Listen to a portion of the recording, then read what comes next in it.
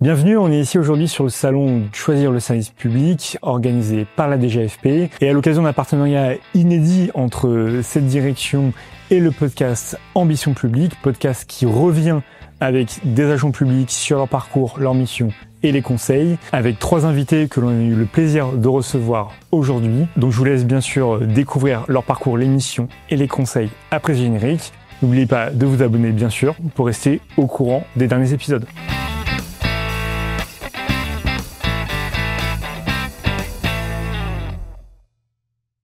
Je suis avec Annie Daskowski, qui vient, après 27 ans dans le privé, de réussir les concours de C et de B de la Direction Générale des Finances Publiques, et qui donc s'apprête à changer de vie professionnelle. Annie, est-ce qu'il y a un souvenir personnel, un souvenir professionnel qui t'a marqué, et que tu aimerais nous partager pour commencer ce podcast ? Alors, un souvenir personnel, moi je dirais c'est mon entrée à l'ENFIP. Mon entrée à l'ENFIP en classe prépa talent. Ok, parce que tu as effectué une classe prépa talent directement au sein des locaux de l'ENFIP, c'est ça ? Oui, tout à fait. Donc, ouais. Dispositif qu'on verra aussi en partie 3 plus en détail sur voilà les conditions aux demandeurs d'emploi ou boursiers. Mais donc, en quoi cet élément a été marquant pour toi de revenir peut-être sur les bancs d'enseignement ? Je travaillais donc pour une société privée, mais qui était prestataire pour un hôpital public. Donc j'étais totalement vraiment insérée dans le monde du public. Et à la fin de mon parcours professionnel, je me suis dit ma foi, pourquoi ne pas essayer d'entrer dans la fonction publique, parce que j'ai vu que les personnes pouvaient plus évoluer, je trouve. C'est un élément déterminant. Ça a été déterminant pour moi, oui, tout à fait. Parce que 27 ans, effectivement, et on y reviendra dans la partie 2 sur les missions plus en détail, mais tu étais dans un hôpital, le même, mais tes missions ont évolué. Ouais. Mais là, ce que tu cherchais aussi, c'était évoluer au niveau du poste, au niveau de la carrière, et j'avais pas cette possibilité parce que c'était très restreint, le chemin était très restreint, et du coup je me suis un peu mis de côté toute cette partie évolution professionnelle, évolution de carrière. Et donc, à 55 ans, 56 ans, j'ai eu 56 ans, ouais. Quand tu arrives à l'ENFIP, donc là, tu n'es pas encore lauréate, mais je fais la classe prépa là. Tu remets un sac à dos avec un ordinateur, exactement. des choses. Et après de nombreuses années sans avoir fait d'études, et ça a été une période où j'avais des doutes. J'ai douté. Je me suis dit, est-ce que je fais bien ? Est-ce que je vais y arriver ? Après, j'ai eu vraiment un entourage qui m'a énormément aidée et qui m'a énormément motivée. Et une fois que j'ai intégré la classe prépa talent, là, j'ai plus vraiment eu de doute. Je me suis dit, c'est bon, je sais comment. Où je vais. Je sais où je vais. Ouais, voilà. On a été pris en charge. On a bien été. C'était très structuré. Moi qui suis quelqu'un de très très carré, c'était l'idéal pour moi. En fait, je me suis rendu compte de ça. Et c'est ce qui m'a motivé. C'est ce qui m'a aussi motivé. Ce cadrage, ouais. Et donc une émotion, voilà, je pense effectivement particulière de pendant 6-7 mois, un peu plus. 8 mois. 8 mois. 8 mois, oui. 8 mois, un seul objectif, réussir les concours, ouais. Donc, alors la classe prépa talent au départ, c'était pour préparer le concours B de contrôleur. Mais bon, dans la foulée, autant passer les autres aussi, hein. Donc j'ai fait le C, B et A aussi. C que tu as eu, B que tu as eu, ouais. Et A que... J'étais admissible, mais bon, mais pas admise. Bon, ça on y reviendra. Alors, donc de ce souvenir personnel qui, on le comprend, assez marquant et teinté d'émotion, dans quel état d'esprit tu es quand à la fin de ton parcours professionnel dans le privé, c'est vraiment le choix du renouveau, d'aller chercher donc de l'évolution dans la fonction publique, mais ça a une couche particulière quand même, la fonction publique. C'est pas anodin. Le personnel, il est vraiment bien pris en charge.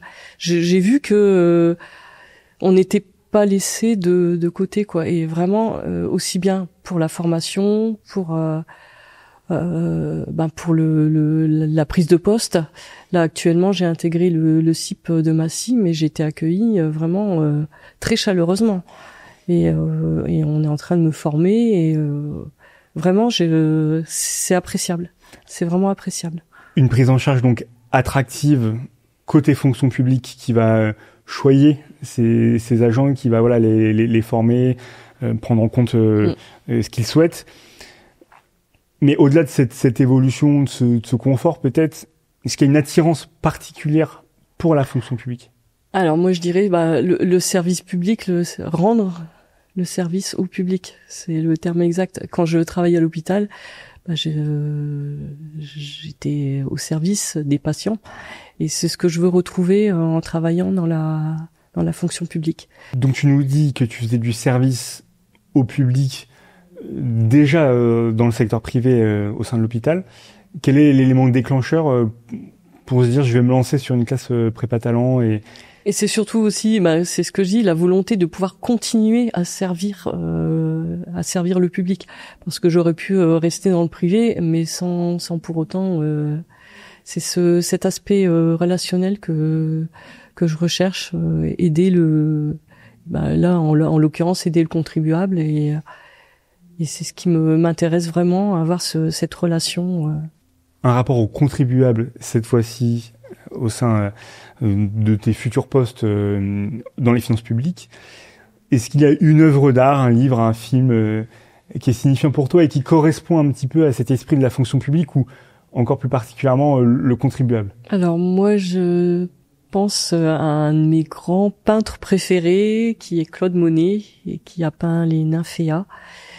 Et je dirais que les nymphéas, c'est le rapprochement, c'est un groupe de fleurs et ça me fait penser un peu au groupe, à la solidarité et à l'entraide que propose la fonction publique. À la fois cette grande famille. Une grande famille et puis cette solidarité, ce lien invisible peut-être. Voilà, exactement, ouais. D'accord. Parce qu'en fait, ce lien se fait en sous l'eau par les racines et en fait, c'est ça, c'est un lien qui est invisible, mais et donc quand on en tant qu'usager, on va à un guichet, on a l'impression qu'on répond à une personne, mais la réalité, ça s'inscrit dans un système. Mais faut montrer qu'on a cet intérêt pour ces personnes. C'est important, très important. Pour moi, ça me paraît, c'est quelque chose de primordial même, d'avoir de l'intérêt pour la personne qui vient en face, qui a un problème et on a envie de régler son problème. Bien sûr, c'est tout l'enjeu de la qualité de l'accueil de l'usager. Mais j'ai toujours été très à cheval sur ça. Pour moi, c'est. Si la personne rentre dans un établissement, il faut quand elle ressorte, elle ait la solution. Voilà. Qu'elle ait une solution, ou si même on n'arrive pas à lui donner la solution tout de suite, que ça soit qu'il y ait un suivi, bien évidemment. Alors sur tes missions, on en a parlé un petit peu, on a esquissé la chose. Tu as travaillé pendant 27 ans dans le secteur privé. Où était-ce et pour quelle institution? Alors, en fait, moi, j'étais basée donc sur un hôpital public qui avait un contrat donc avec les sociétés privées. C'était des appels d'offres en sous-traitance. Et donc j'ai connu plusieurs sociétés tout au long de ma carrière. Donc c'était à chaque fois un changement de société, une réadaptation au poste, même si le métier en lui-même était le même. Les procédures n'étaient pas forcément les mêmes. Et donc tu étais d'abord sur un poste d'hôtesse commerciale, hôtesse commerciale. Oui, donc pour une société qui se chargeait de la location des téléviseurs pour les patients dans l'hôpital. On était en 98, c'est ça à peu près. Oui, quand j'ai commencé. Ouais. Et donc le secteur de la télé, en tout cas, était là, il était florissant. Oui, ça marchait très bien d'ailleurs. Oui, là, à cette époque. C'était le pic. Et 5-6 ans après, Tu vas changer de poste. Oui, on m'a proposé même un peu plus, ou non, 5-6 ans, oui, à peu près. On m'a proposé de passer responsable du site que j'occupais. Donc, en m'occupant de tout l'aspect financier, comptable. Et là, j'avais la charge aussi de la formation des nouveaux collaborateurs. Et c'était plus intéressant. Enfin, ça commence à devenir plus intéressant et plus en adéquation avec ce que je voulais. C'était moins des chiffres purs dans une logique lucrative. Voilà, c'était plus de l'humain. Mais bon, malgré tout, je restais quand même au poste d'hôtesse. Malgré tout, j'avais quand même toujours ce contact avec les patients et pour ça, c'était un bon compromis entre le fait de pouvoir toujours être en contact avec le patient et de pouvoir m'occuper de la gestion et j'avais aussi la charge de faire le dépôt des recettes qui est quand même une très grande responsabilité parce que voilà quoi, on maniait l'argent qui ne nous appartenait pas, donc ça pour moi c'est aussi une grande responsabilité. Ça me posait aucun souci. Donc aller déposer l'argent à la banque, en réalité. On retrouve peut-être un petit peu exactement la DGFiP. Voilà, exactement. Donc je sais que à ce niveau-là, je suis très carré, très très organisé. Donc c'est pour ça aussi que cet aspect de la direction générale des finances publiques me plaisait aussi. Ouais. Donc une belle connexion avec ton futur employeur, l'employeur actuel. Est-ce qu'il y a eu un dossier, une mission qui t'a marqué en tout cas quand tu étais gestionnaire? Alors moi je dirais que c'est surtout lorsqu'on avait le gros souci par exemple de panne télévisuelle et que ça soit panne informatique ou électrique, enfin peu importe. Et là on se rend compte que les gens c'était important pour eux, c'est important pour les patients d'avoir la télévision. C'est une façon pour eux d'oublier leurs soucis. Et c'est vrai que quelque part, on était un petit peu on les aidait à notre façon, quoi, quelque part. Puisque hôpital qui faisait tout type, en tout cas de services, enfin cardiologie, oui, etc. Et toi, t'étais sur l'approche macro, tout ça. Tout à fait, ouais.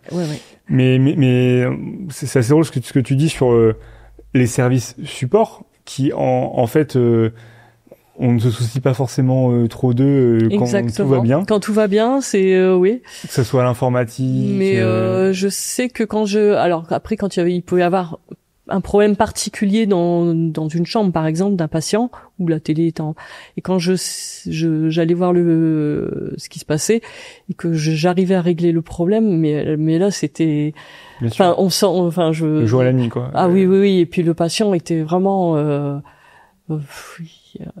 c'était des remerciements chaleureux, même les familles des patients, peut-être même plus les familles des patients qui venaient nous voir et qui merci, vous voulez quelque chose, non merci, sans façon, bien sûr. Voilà, on le fait voilà, ça fait partie de c'est notre travail, voilà, exactement. C'est notre mission que d'être là pour les gens qui ont besoin qui ont loué une télé et qui demandent que ça fonctionne. C'est tout à fait compréhensible, sachant qu'en plus peut-être que ces personnes regarderont notre séquence sur une télé. Donc sur tes expériences professionnelles, avant tu avais aussi fait une petite vacation au ministère de l'Éducation nationale. Ouais. T'avais déjà aussi un petit peu. J'avais mis un peu le pied à l'étrier, si je puis dire. Ouais, c'était donc un remplacement. Ça m'a permis de découvrir donc l'univers bien sûr, administratif, d'administration centrale. Voilà. Et donc là maintenant, on est fin mai 2025. Tu as fini ta classe prépa talent, tu as eu les concours. On va essayer dans cette partie 3, cette dernière partie conseil, aborder tout ce qu'on peut donner aux auditeurs, à ceux qui vont nous regarder, à ceux qui vont découvrir ton parcours. Première question ou première remarque, la classe prépa talent, c'est une classe qui est réservée pour les personnes qui sont demandeuses d'emploi ou allocataires d'une bourse d'études et qui vont être pris en charge pendant une année à peu près avec des manuels qui sont mis à disposition, parfois un logement aussi, un ordinateur. Voilà, un accompagnement sur mesure. Pour plus de détails, j'avais fait une petite vidéo avec Yacine Sek qui travaillait à la DGFP et Noé Le Proust-Goris qui était un ambassadeur de ces classes prépa talent. Voilà, on revient pendant 1 heure dessus. Mais donc, voilà, on va mettre ça de côté. On va surtout parler de comment toi, donc, à 55 ans, 56 ans, repars sur une classe prépa talent. Comment déjà t'as identifié ces 25 ans de privé, 25 ans du secteur privé comme une force, comme un atout pour cette classe prépa talent? Au départ, je dirais que je me suis un peu, en fait, je me suis fait comme un bilan de compétences. J'ai un ami pour ça qui m'a aidé, qui m'a, avec tous les réseaux qu'on connaît, enfin les connaissances qu'on a, il m'a aidé et il m'a permis de mettre en valeur ce que je pouvais apporter à la DGFIP. Et alors, ces compétences, de quoi s'agit-il? Alors, les compétences, c'est surtout avoir de la rigueur, de l'organisation, parce que je pense que c'est primordial pour travailler à la DGFIP. Et puis, avoir le sens de la gestion, savoir, et aimer la gestion. Et surtout, bon, tu trahis personne sur le fait que tu aimes ça. 25 ans, c'est le parcours parle aussi pour soi. Donc derrière, quand tu vas passer les euros, tu vas aussi construire ce discours. C'est en externe. Tout à fait. Ouais. Donc tu vas construire ces 5 ou 10 minutes. Oui, je me suis vraiment basée sur mon expérience professionnelle pour montrer ce que je pouvais apporter à la DGFIP. Et comment lors de cet oral, de ce grand oral, le jury l'a reçu? Comment ils t'ont interrogé? Est-ce qu'ils sont allés creuser ou en fait ils se sont dit bon, Annie Daskowski, voilà, c'est évident que il y a un goût pour c'est l'économie, les finances publiques. Ils m'ont posé des questions, ils m'ont bien demandé si effectivement je venais du service privé, parce que en fait je pense que ça devait les étonner un peu de voir comment je pouvais avoir moi je veux pas dire le feeling. La fibre, voilà, la fibre du service public, tout en ayant travaillé autant d'années dans le privé. Ouais. Mais c'est quand en fait tu en faisais sans le savoir. Je le faisais sans le savoir, parce qu'en fait je baignais dedans, quoi. Bien sûr. Mais alors avant d'arriver sur ce grand oral, ces grands oraux que tu as eu à la fois en C, B et A, il y a toute une classe prépa talent donc que tu as suivi pendant plusieurs mois, 8 mois comme tu me le disais tout à l'heure.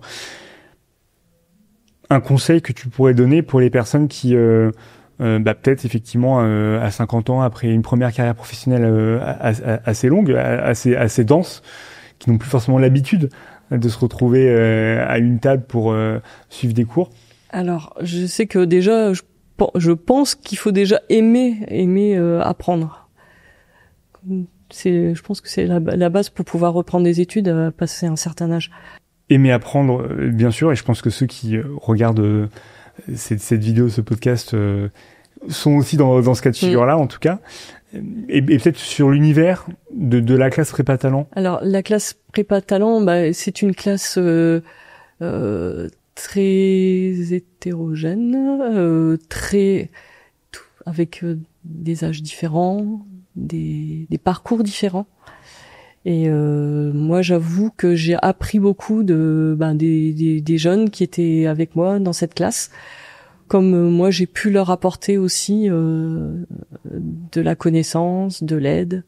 Oui, il y a pas une sorte de ségrégation d'un côté Absolument pas. Ah, franchement, voilà. On était très très soudés. D'ailleurs, on était une classe de 25. D'accord. En fait, c'est ce qu'on nous conseillait de faire pendant toute cette préparation, c'est d'être vraiment très très soudés, très unis. En fait, quand on nous a dit un peu, c'est vous contre le reste du monde, quoi.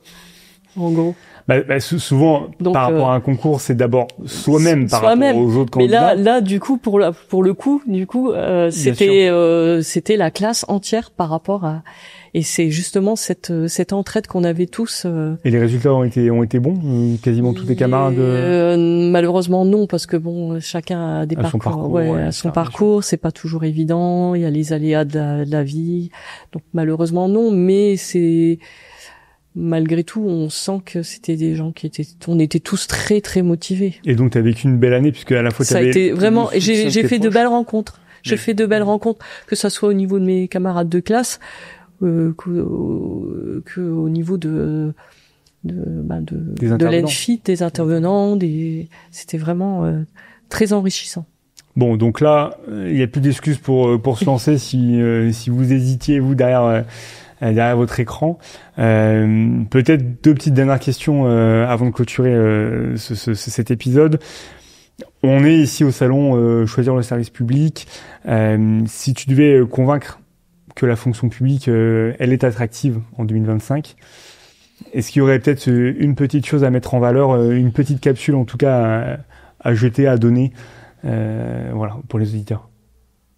Moi, je dirais juste si on aime aider, donc service public. C'est tout ce que j'ai à dire. Je pense que c'est tout, c'est un Bien tout. Sûr. Pour moi, c'est ça. C'est cette notion de service public. Ouais. Est-ce qu'il y a une dernière chose que tu veux dire à nos auditeurs? Je dirais que par rapport à mon âge, par rapport au fait que voilà, faut pas se mettre des barrières. L'âge, c'est pas une barrière du tout. C'est voilà, on peut y arriver. Après, faut se donner bien sûr les moyens, mais non, je veux dire, j'ai été intégrée dans la classe prépa comme tous les jeunes, il y avait absolument aucune différence. Et ça, c'est très appréciable. Sur cette touche très positive et qui, voilà, je pense que sur cet épisode, on l'a bien montré que la reconversion était tout à fait possible et qui à tout âge. Merci Annie d'avoir partagé ce temps. Merci à la DGFP, bien sûr, nous avoir mis à disposition sur le salon Choisir le service public cet espace avec le public. Et puis bien sûr, je vous dis à bientôt. Allez découvrir d'autres épisodes de la chaîne Ambition Publique.